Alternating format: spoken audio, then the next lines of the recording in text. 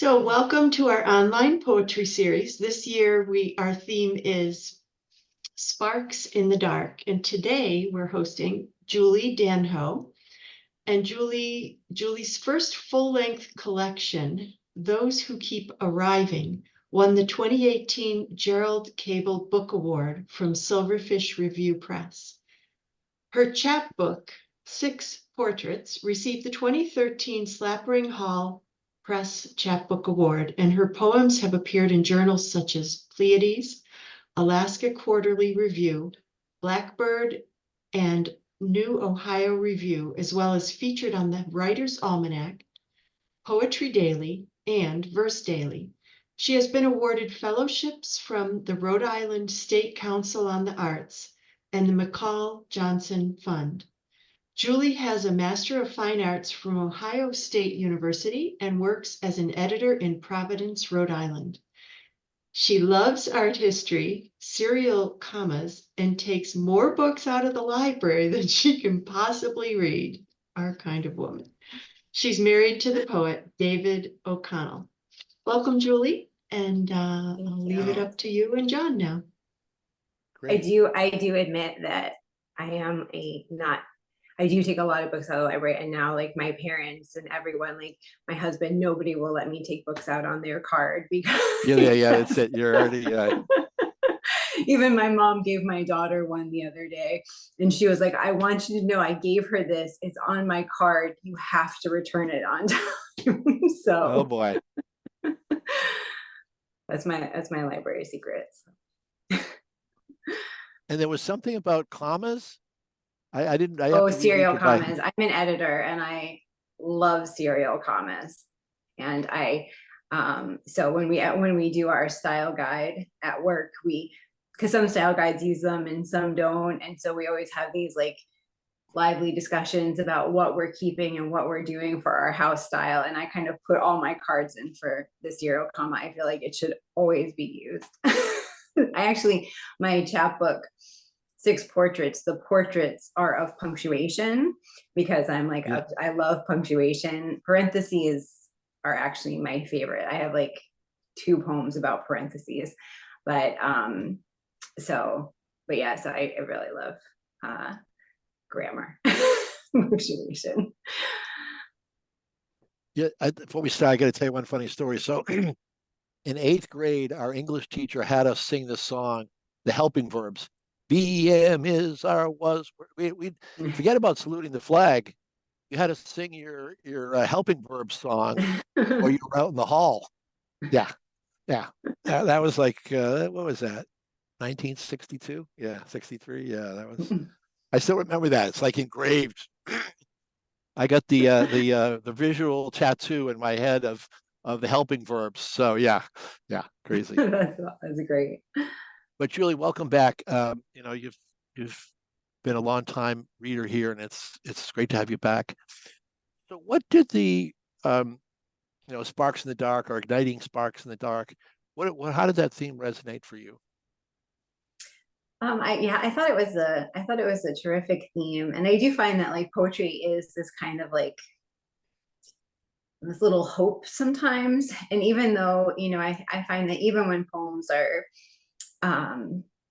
often about things that are can be about things that are difficult, there's often like a hope in them or a beauty in them that is kind of like that spark.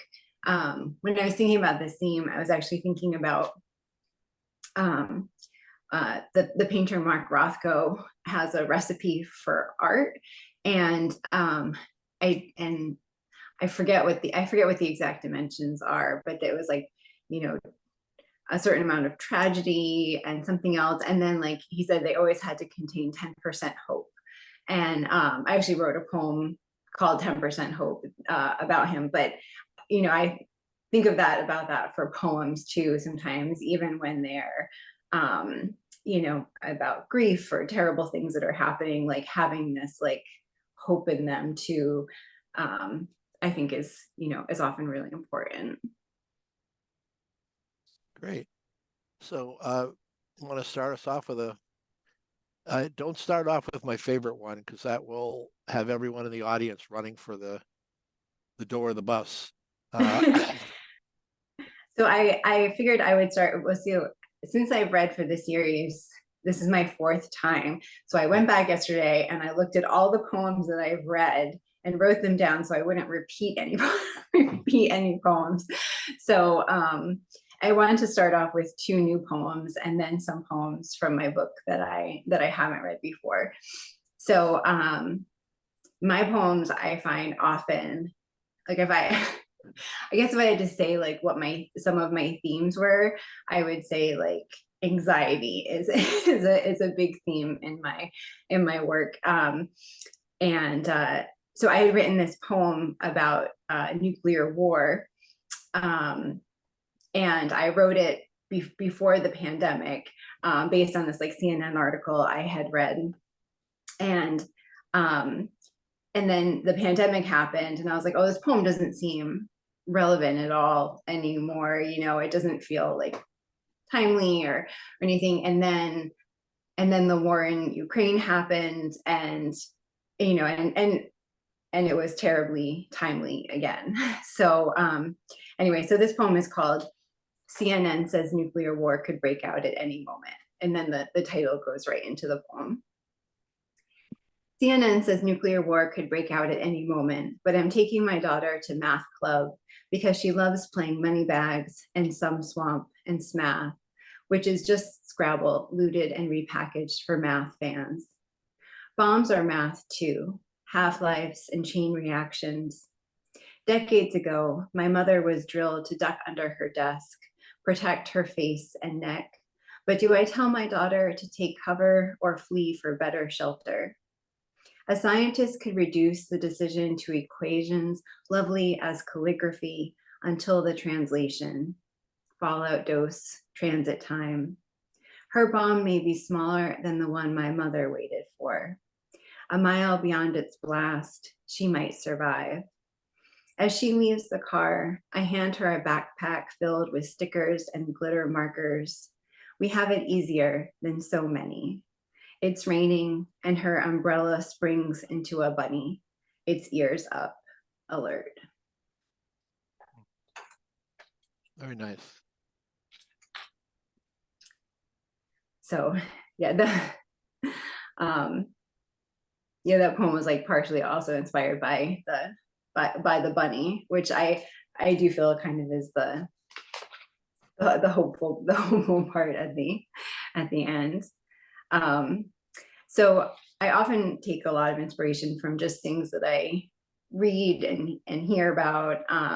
And so this poem incorporates some of that, like later at the end, kind of a radio broadcast that I had heard.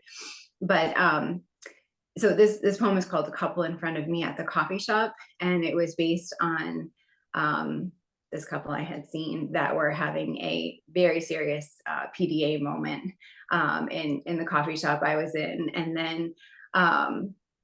then thinking about like later, I was like, why did this like stay with me, and like why is it such a weird thing to see people being so affectionate in public, and why does it make people uncomfortable? And so this is a poem that came out of that question. The couple in front of me at the coffee shop. It feels deep in the marrow, cellular, the way I tense at how she leans back against his chest to point out a streusel muffin while his hands are stroking her hair, then tracing the thin straps of her sundress, rubbing her bare shoulders as if she could grant his every wish. As she talks to the cashier, he's whispering in her ear, nervous as a golden retriever that suspects his owner is soon off to work.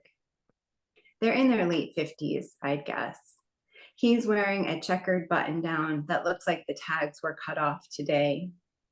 Her face floats under glasses, her nose holds up like a huge red barbell. While I order, they nuzzle inches away, waiting for their coffees, sharing quick pecks as if to release tension before bursting. They beg for backstory, rekindling a camp romance 40 years later, maybe, or reconnecting after a family death brought her back to the town he never left. Something about them seems unearthed. There is such urgent joy in their lust, as if only frequent caressing keeps the other from disappearing. So why this desire to pry them apart? 2 decades on, you and I still hold hands, sneak the occasional public kiss, yet even at our fevered start, never hand-fed each other as they do, her fingers slowly brushing the sugar from his lips. Do you remember that piece we heard on the radio, 3 minutes at the end of a Valentine's broadcast, about a couple always making out at their kids' Little League games, and how at first everyone gossiped, doing their best not to look? Back then, I dismissed the feel-good twist. By mid-season, all the parents, as if given permission, were openly kissing, just like these two now lingering by the door, pressed together tight as those neurons poised to tell a body the moment it's been touched. Get us the name of that coffee shop. Going to put that on the Julie Danho tour. We got the bus stop. We got the coffee shop. I spend a lot of time in coffee shops. I love writing in coffee shops. I love like being alone with like a whole bunch of other stuff happening around me.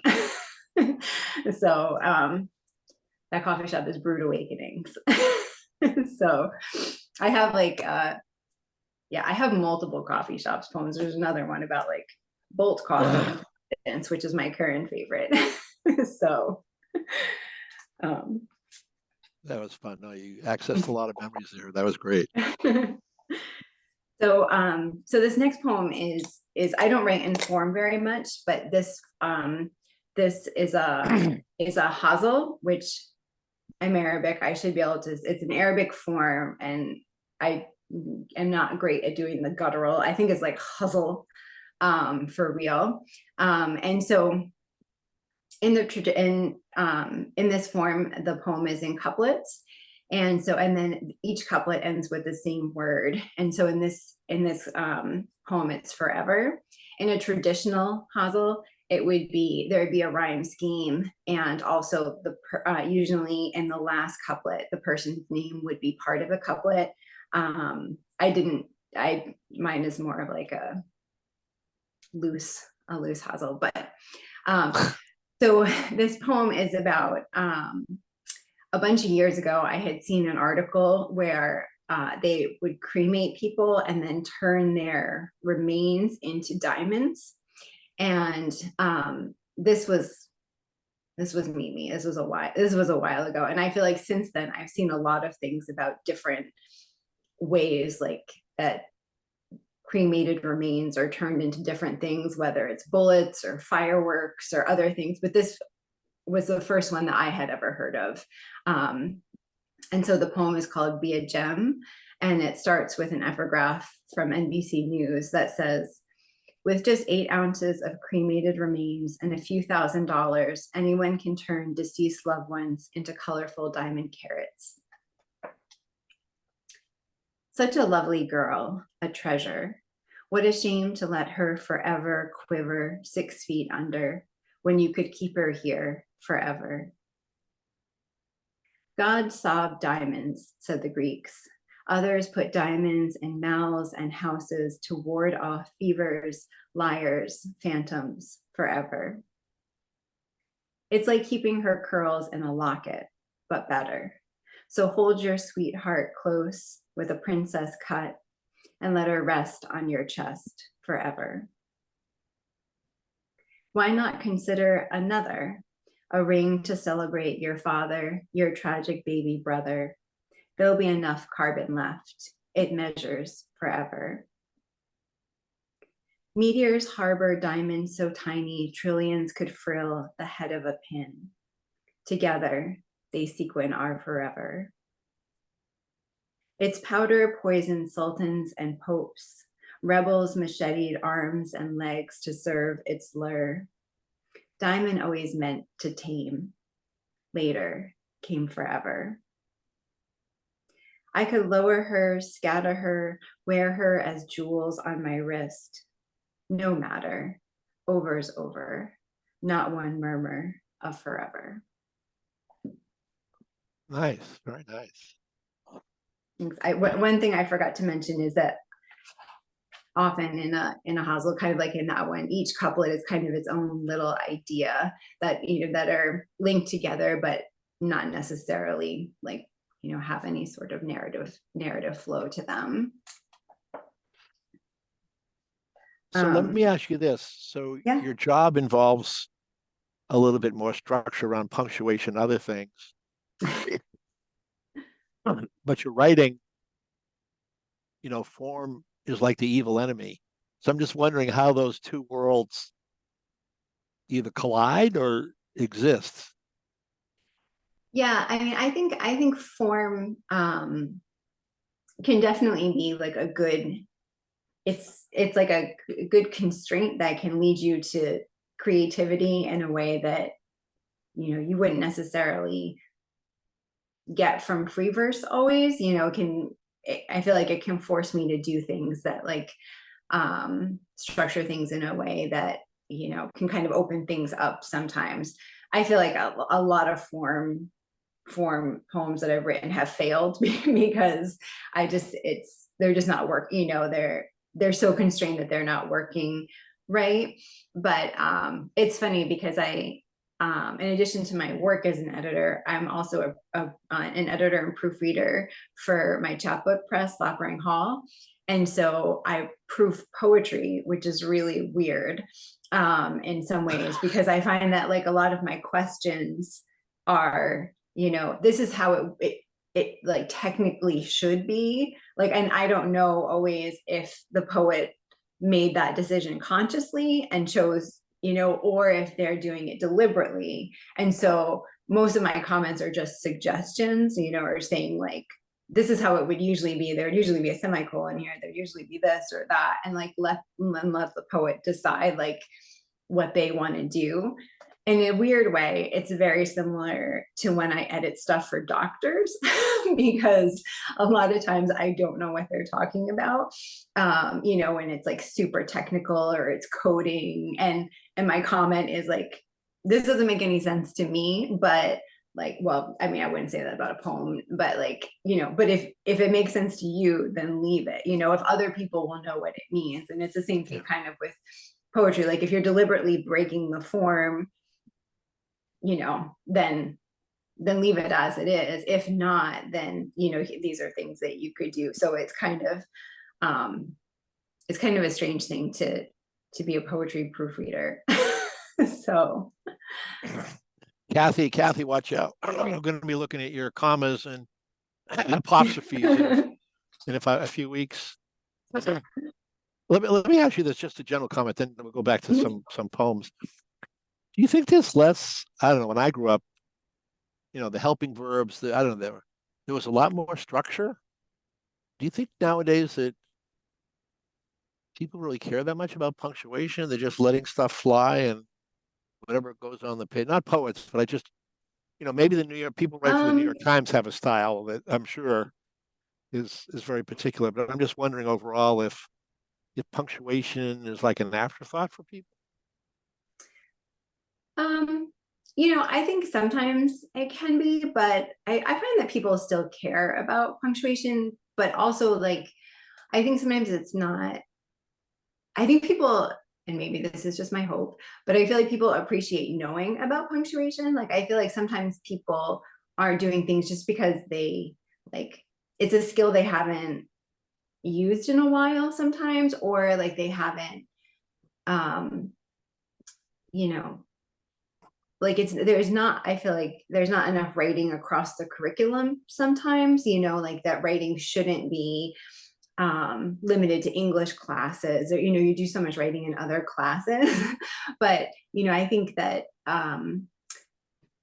other teachers sometimes of other subjects aren't comfortable correcting grammar sometimes in papers and things. And so I think sometimes if you're not like an English major, you're not like specializing in writing, sometimes those skills just like kind of fall away, like the further you get in your education sometimes. Yeah. One of my favorite things used to be like when I work at home now, but when we were in the office, the head of our finance department asked me to give like a rating presentation to our finance people.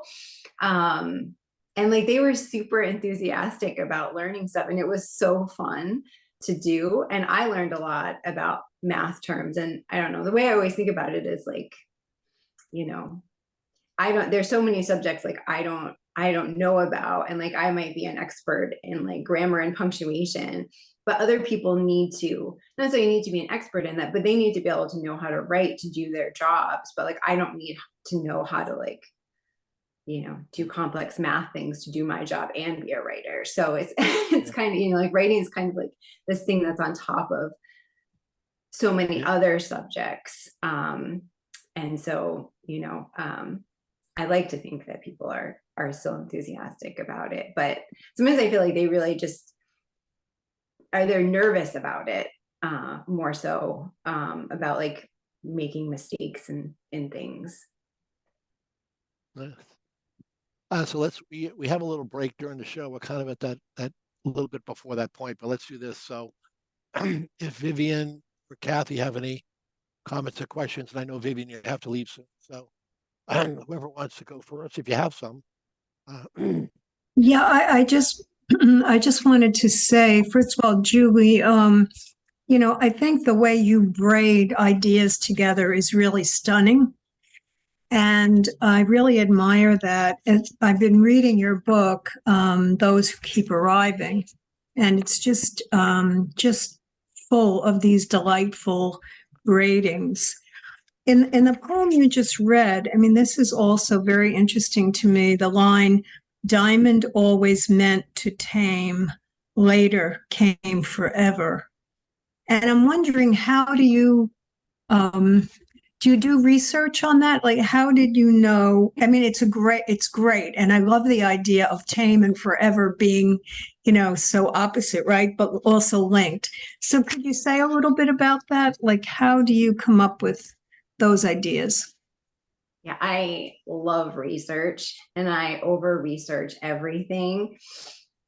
When I going back to my library problem, like when I graduated from Ohio State, I had 200 books behind my couch, and I I had to return them before I could graduate, because at Ohio State, if you were a grad student, you could renew things indefinitely unless somebody requested them. And it was so far to walk, like even from where you could park, that I couldn't carry all the books that I had carried out back in. And so I just had all these, because every time I like had something to do, I would take out like 10 books on the subject. So yeah, so I love, like when I wrote that diamond poem, I just read a ton of stuff all about diamonds, and I would pick out these facts and like jot them down and like work them in. And I write a lot about art, and like I do a lot of research on the piece and the artist, and there's so much that doesn't make it into the poem, but I love the process. I love pulling real things. When I did my MFA, I actually did a dual in creative nonfiction and poetry. And I kind of discovered like I wasn't the kind of investigative person that could like talk to people about things necessarily, like uncomfortable. So I wasn't comfortable with like that side of it, and I wasn't comfortable as a memoirist. So, but I like a lot of those research kind of like interests are what made me interested in creative nonfiction, and I feel like that's what kind of informs my poetry. So yeah, that's my favorite part. And well, maybe not my favorite part, but one of my favorite parts is just I find, especially for like finding those like metaphors that really fit, or the descriptive language, like often that comes out of like different research that I've done. So yeah, that's thank you. a big part of it. Kathy, anything? Yeah, I just wanted to follow up on the punctuation, and also to explain my applause on the writing across the curriculum. taught high school, middle school before that, 40-year career, and was always trying to get the rest of the curriculum to, spend more time writing, but it's a challenge. But with punctuation in poetry, I feel like being a person who does know how to punctuate and often was trying to teach people to punctuate poetry just like they'd punctuate anything else, or at least to start by putting the periods in and then, go a little deeper, that sort of thing. I feel like the more I read of contemporary poetry, the less I am worried about following the rules of punctuation in a way, because so many people are using lineation in place of especially internal punctuation, and also you see people say, oh, semicolons, parentheses, those kinds of things, they don't belong in poetry. And so, I mean, I use them anyway when I want to, but you just get such conflicting ideas coming from different sources. And I think maybe it's because I've spent more time focused on poetry since I retired that I'm getting more conflicting ideas in my head instead of fewer. So I just throw that out to have the conversation. Yeah. And yeah, I think in poetry, I mean, I think there's people, I mean, I've definitely used written poems without punctuation. As I said, like, I love using my daughter's teacher, or one of my daughter's teachers years ago told her, like, you should never use parentheses. And I was like, oh my God, that's like so upsetting to me. But yeah, I do think that, everything has its place. And I think it's really what works for the poem and that poet. And I'm definitely more comfortable breaking the rules in poetry. I'm not a big rule breaker in poetry, but I really admire people who are. And so, so I definitely think, I think it's really about and as like kind of what I was saying to my daughter was like, as long as you know how to break the rules, you know what they are, and then you're deliberately breaking them. It's you can do it so effectively when you do that. Yeah, I agree. And also it depends on the ambiguity that's created by leaving punctuation out, and whether you're comfortable with that ambiguity or not. Because sometimes ambiguity is a good thing if people can see something different ways, but a lot of times I don't want that particular thing to be ambiguous. Hey, Yeah, Julie, for the non-poets here, or the aspiring poets like I am, what would be a good? You've got me intrigued. I need to probably go to the library and get a book on punctuation. Is there like a standard, like the Strunk Guide or something, where this is some biblical essay on punctuation? I mean, there is the Strunk Guide. There's one called Writing Well that I used to use. I want to say, I feel like I'm wrong, but I feel like Donald Hall was involved in that one, but I'm not totally sure. But yeah, that was one that Writing Well that I used to use. That makes me, I probably, I think I got to go back and visit it. I got the helping verbs down, but the punctuation, Kathy, I need a refresher course, a graduate level course in punctuation. Actually, there was a fun one written called Eats, Shoots, and Leaves. Oh yeah, that one is really fun. Yeah. I mean, it's more of a fun read, but you also can pick up some actual knowledge. Yeah. Hey, Kathy, put that in the chat, will you, so I can. Yeah.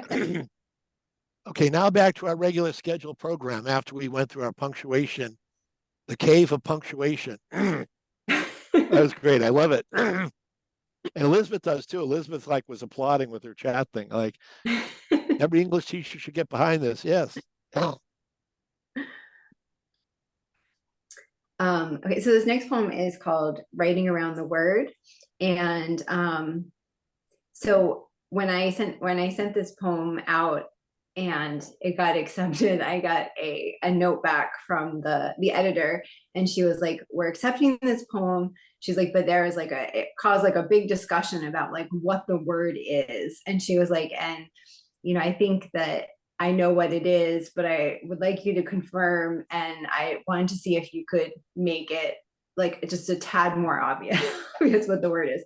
So the word that I'm writing about, which I think is helpful to know when you're hearing it, is miscarriage. So this is called writing around the word. And I did make it a little bit more clear in my revision. In your letter, not one comma is misplaced. Not one phrase hangs midair. Everything is here but the word.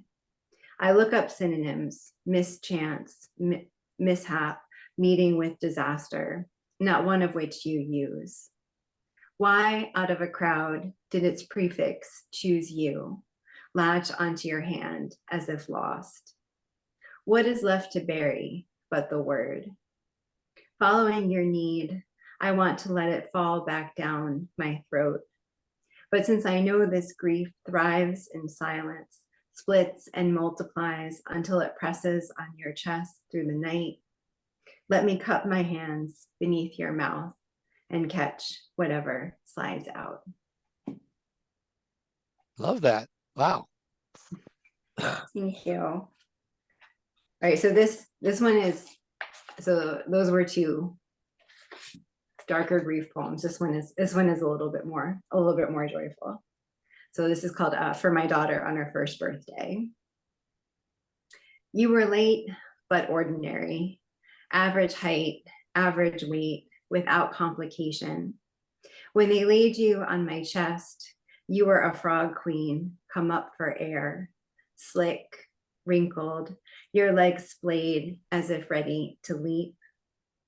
From salt water and cells, I formed you as I was formed, as your father was by his mother, with limbs beginning as paddles, lungs filling with fluid. Repetition should dull wonder, but you emerged like a continent breaking off from Pangea, and I held you close, knowing the ocean would have its way. Nice. Very nice. How old is your daughter now? She's 13 now. Oh, geez. So old. She's going to high school. I was going to say, one of you is going to leave home, right? It's crazy.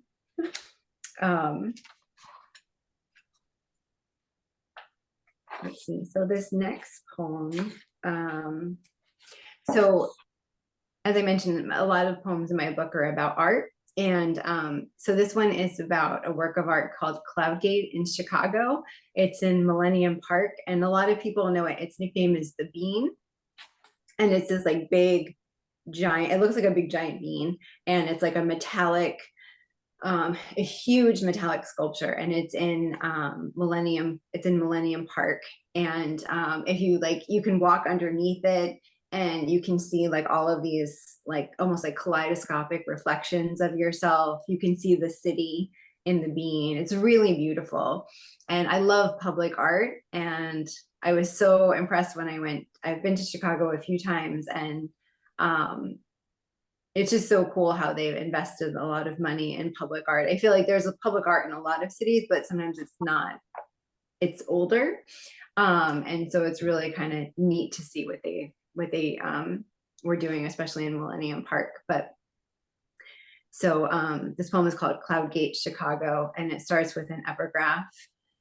Nicknamed the Bean because of its shape, this 110 elliptical sculpture is formed of a seamless series of highly polished steel plates. NBC News. 24 people sanded the seams for months, erasing every line until it seemed dropped from another place and time, until it brought down the sky. Sleek, lustered, it steals the city and returns it softer, more rounded, pushing the tallest buildings over just enough so they bow to the rest.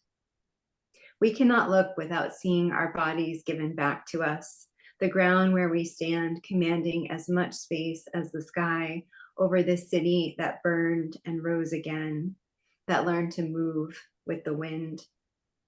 This winter morning, only a few of us wander in its landscape. Later today, they'll clean our prints off the surface, so nothing comes between the city and clouds, so the blue of its reflection smooths into the blue of the sky while the wind roars in like a train. Nice, very nice. But I totally, it was such an amazing experience seeing that. And so last night I actually gave a reading as part of a Marilyn Monroe anthology, and I realized as I was giving the reading, I was like, I've never even seen a Marilyn Monroe movie, but I had written this poem called Bombshell about this work of art I saw years ago at Ohio State. They have this amazing building called the Wexner Center for the Arts, and they used to get these exhibitions that would go to like New York, Tokyo, LA, and then Columbus, Ohio. And so in this one exhibition, it was called Mood River, and there was an ecstasy room, and I forget what the other ones were, but there was this work was in the trauma room. And it was meant to look like Marilyn Monroe's dress when the subway was blowing up underneath it, but it was as if her dress had blown up. It was made of like bits of fabric everywhere on fishing line. And so it was really interesting. And so I don't write a lot of poems that are, kind of have irregular lines, but this poem is shaped to kind of look like the dress exploding. And so this is called Bombshell. And the sculpture is by... Picture? Can you show us the picture? Is it in the book or? No, don't do it now. Actually, right. It was the cover of my chapbook. Maybe I can. I don't have one in reach. I just thought you were reading out of the book, so. Trying to see if there's one behind me, but yeah, it's beautiful. And it's part of a series called Exploding Couture that this artist did. And then so when I was so I was really excited to have it. Both of my books, the cover is like a work of art that I write about in the book, which is super special to me. So this is called Bombshell. How many men would have fought to free Marilyn from that dress? Someone did and left the dress behind, caught in a floor-to-ceiling web of fishing line as hourglass as the actress. At first glance, it's lovely, the dress blown up like the subway still runs beneath, like hands still can't resist the gust. But the eye loves to rely on memory, so you'll almost miss those holes in the billows, the shreds once tied at the neck, bits of dress flung to the web's far corners. When you find her, fabric fused to arms and hair, you'll say, "Get down," but she knows where this is going. Nice. Thanks. Let's see. Wait. So this next poem is about, so I live in Rhode Island, and I work across the street from the State House, and on the State House lawn, there's this little garden that's a memorial garden for soldiers who died in the Iraq and Afghanistan wars. And my daughter used to love to play on the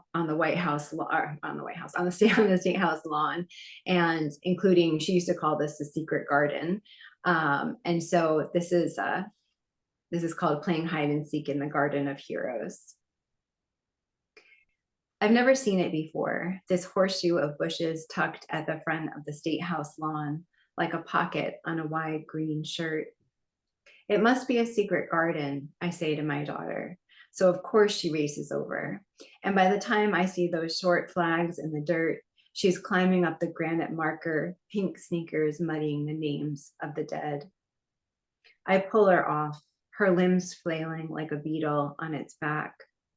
You only look, I say, and she shrugs, running her fingers over the engraving. She is 3. Some of these soldiers were alive when she was born. There is room left for more. Come find me, she says, wedging herself between the marker and the azaleas, her feet and banged up knees sticking out over the gravel path. She is a terrible hider. I sit on a wooden bench and count backwards from 10, my eyes open. The slender redbuds offer no cover, their crowns suited only for ornament. How wrong it feels to play here, where people in uniform have mourned. Some might believe the dead are happy to see a child keep this garden alive, but I look over my shoulder for a mother or father who might see us and remember playing until everyone was hot and tired. I pretend not to find her, calling her name until she laughs and shrieks, runs out to grab me. I brought her here. For her, I will hide and hope that no one sees. Nice. Very nice. Thank you. You have a lot of daughter poetry. I do. I feel like between me and my husband, Dave, is also a poet. Like this poor child has a lot of poems written about her. That's good. She So- could just publish when she gets older. Doesn't have to write anything. So she does also love to write, but she's kind of starting to write some poems, but she really likes fiction. She's a little skeptical of poetry. So A little skeptical of poetry? She's got a double dose of DNA. How can you be skeptical? I know. And I mean, one day she told me like commas didn't matter, which just, was very upsetting. I managed to convince her that they did in fact matter, but so. Oh boy. Great. So the poem that about Rothko that I mentioned at the beginning, this is that poem. It's called 10% Hope. 10% hope is what Rothko called for in his recipe for art.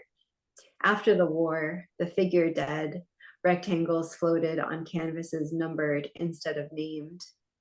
Hung low, unframed, they drew us to fields of whites, reds, violets. As he grew old, his work grew huge and dark. He slit his wrists and people nodded. Some argue he sought feeling, others the sublime. In a brick chapel in Houston, Texas, 14 late paintings stretch floor to ceiling. Look once and they are black, again and they are black, the way the sun is black when it slowly passes full behind the moon. I've never been to that. That's like, I think that's the only art piece I've ever written about that I haven't seen. I've always wanted to go at the Rothko Chapel where all those black paintings are. I think it's in Houston. So I've never been there, but I've always wanted to go. So let's take a mini break before we end. Kathy, any more comments or questions? Well, what you just said makes me think of going to a Rothko Chapel exhibit at the National Gallery of Art in Washington, D.C. And what an impact that had. I think when people see Rothko, sometimes, especially people who aren't fans of contemporary art, they just think it looks like something I could have done in kindergarten. And when you're surrounded by it in a room and music is playing, like haunting music, it's amazing how it affects you. And they weren't all black. They were some of the red, or some of the other big, little bit of geometric kind of concept paintings. But yeah, I think his work is so beautiful. And I remember my art history professor talking about how, like, if you look at them long enough, you feel like you really kind of feel like the movement of them. And I've never seen them with music playing though. I think that would be really cool. It was. And I love your poetry. I mean, I'm not sure if I heard you the first year, but I think I've heard you the next too, and this year, and I'm always amazed at the. I think was it Vivian that mentioned braiding things together? That's something I really admire about how you do it so seamlessly. Oh, thank you so much. I know. Julie holds the title of one of my favorite poems of all time. It has now been classified, nationally classified, as too scary to be recited unless you are in a soundproof room. No, you're kidding. No, don't even mention the Elizabeth did title such because a there'll lovely be podcast about it. I like when I heard that podcast, it made me so happy. Like it was really amazing. oh yeah, yeah. You did that with Elizabeth, right? Hmm. Yeah. Yeah, she No, has a no, wonderful poetry podcast. yeah. No, I've listened to all of her. Yeah. Yeah, You want to share a couple more poems, and then we'll. sure. So this one is in for this poem, we just need to know Sita is grandmother in Arabic and Jida is grandfather. So this is called Dear Sita. Dear Sita, I hope you're sitting on a gold throne close to Jesus and are mad as hell at me, clucking your tongue at how I've become a heathen. I hope Jida's there to take the fall, that you whisper, hiss in Arabic how he undid me. Too much TV, all that candy, while he chomps his empty pipe and grins. You died fast, they said, your heart in Lucy's driveway, come to play Tuesday night cards. They buried you Christmas Eve, and Sita, the poem they asked me to read, all about Jesus, about your first Christmas in heaven. There were tears and years and voices ringing and angels singing and pain in the heart, and we really aren't apart until the rhyme scheme burnt up at the end. If you weren't dead, you would have been proud.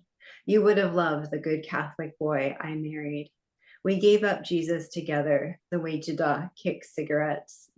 Our daughter carries your name, hangs your ornaments on our tree. That's how I go on, knowing we won't meet again. So since I read that poem and since I talk so much about parentheses, I don't usually read this poem because it has so many parentheses in it and it's kind of like integral to the poem, but and this is one of my parentheses poems. So just know there's a lot of parentheses in it. So Senator Ted Kennedy, Democrat, Massachusetts, has a glioma brain tumor. And since we're not far from Cape Cod, 50 miles, if that, local anchors break from weather and salmonella. Is your family safe? To linger over clips of Teddy when he was lovely and rehash for hours the curse, as if assassination at 46, an assassination at 42, and a plane crash at 38 are the same as getting an old man's cancer. At 76, the man has already lived longer than many. After his plane crash, back broken, lung punctured, and driving off a bridge, leave it for now. Where another died and he survived, can we say luck, though lucky would be too much? Days past Chappaquiddick, even he, Edward, said curse. Whether some awful curse did actually hang over all the Kennedys, addressed to the people of Massachusetts, 1969. After all he'd done, healthcare, gun control, energy policy, the girl sinks deeper underwater. We forget how easy it is to forget when forgetting is easier. No, Mike Jida never left the scene of a death, but the gambling, losing, gambling, and the passing it down and the covering it up, and me racing off the bus to him, and him, cigarello housed in his grin, arms flung wide as a caddy. No one wants to believe it ends like this, the if only he laid down to rest. Yeah, talk about the history. Yeah. When I wrote that poem, I tried to use I looked at every way that you could use parentheses, and I tried to use them in every way possible, whether it was like quotes or renaming someone or asides or whatever. And that was sort of the challenge I gave myself for the for the poem. Great. So read one or two more, and then we'll be done. Listen, I could listen for a lot more time, but this has been great. So this is a short poem. It's called After the Argument. And speaking about research, my friend had been telling me about a surgery for atrial defibrillation, and I thought it was really fascinating how they did it. So I looked up and read more about it, and then this poem kind of came out of that. This is called After the Argument. My love, we are electrical animals, built to be predictable, to hum blood and oxygen like a continuous tune. But this doesn't always hold true. To get the heart back in rhythm, a surgeon makes keyhole incisions between the ribs, threads in camera and catheter to freeze lesions into the atria's thin walls. 60,000 miles of vessels, a pump with 4 wet mouths. The scars reroute the beat. So, John, I know this is not your favorite poem, but after my first reading, after I read this poem, John sent me cookies in the mail. So I'm going to end with this poem, because I think of this as like kind of like my Stockbridge poem. So, this is called The Best Chocolate Chip Cookie in New York City. In case there's a line, I show up at 7, but the man at the counter says the cookies won't be ready until 11. And by then I'll be on the train, nearly halfway back to Providence. He and the dozen people behind me are waiting. So I quickly choose a ham croissant and a blueberry muffin, glittering like a hotel lobby chandelier. The shop's a dab of yellow on the block. Its only seats along the front window where I sit and look at bleary people stopped at the bodega across the street, touching apples and mangoes until they find the ones most untouched. With my first bite, the croissant comes undone, its shawl falling to the floor. I break off the peak of the muffin and hear the sugar overfill the valleys of my back teeth. I'm trying not to think about how it must taste, the best chocolate chip cookie in New York City. How big, how warm, how it would have collapsed in my mouth, traveled my blood, made wild pinwheels of my cells. How much time have I lost hunting perfection? Once, before cell phones, before the days when cars couldn't linger outside the airport doors, my plane was delayed on the runway for 4 hours. And my husband, before he was my husband, waited for me in his cramped Plymouth, battered from years of lake effect snow. He just waited, reading a book, turning on the car every so often to listen to the radio. When I finally arrived, he was surprised that I thought he'd be gone. He said no one asked why he was there so long or what it was he was waiting for. So a lot of my poems also involve dessert. Devotion. That's also, I feel like that's also a big theme in my life and my work. So devotion and dessert. There you go. Yeah. Very nice. Very nice. Kathy, any final punctuation tips or? No punctuation, but I enjoyed the parentheses poem and I like the challenge of trying to use it in all the ways. I liked all your poems, so thank you so much. Oh, thank you. Yeah, great. Thank you for coming. And thank you, Elizabeth. And thank you to the Poetry Club for being here. Yeah, That's so awesome. And we're going to sign off because the Golf and Tennis Committee has to now use Zoom. So, Julie, thank you so much. Really fantastic. And, we'll have to talk to David, see if he'll come on again. Then we'll get the 4-hour Plymouth vigil. We'll get that story. Yeah. All right. Listen, we're going to sign off so the other people can sign on. Thanks again, and we'll talk soon. Thank you. All right. Bye-bye. Bye.